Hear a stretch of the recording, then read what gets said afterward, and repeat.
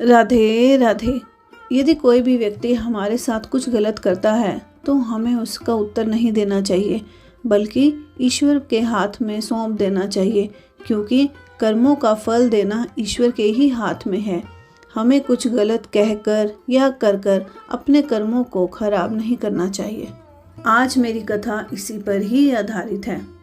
एक बार एक नाव में दो साधु बैठे थे और दोनों नंगे पांव थे, और उसी नाव में एक सूट बूट पहना व्यक्ति भी आ गया।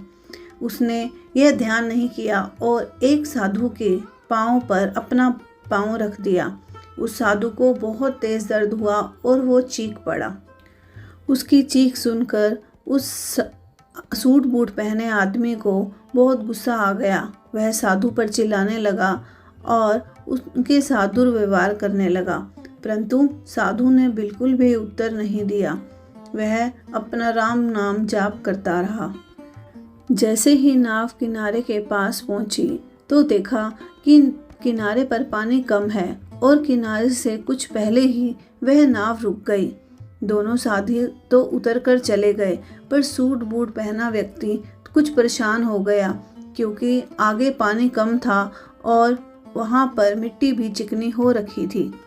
जैसे ही वह सूट बूट पहना व्यक्ति ने नाव से पैर बाहर रखा, उसका पांव फिसल गया और वह धड़ाम से गिर गया और मिट्टी में लथपथ हो गया और उसे कुछ चोटें भी आई और वह दर्द से चिल्लाने लगा।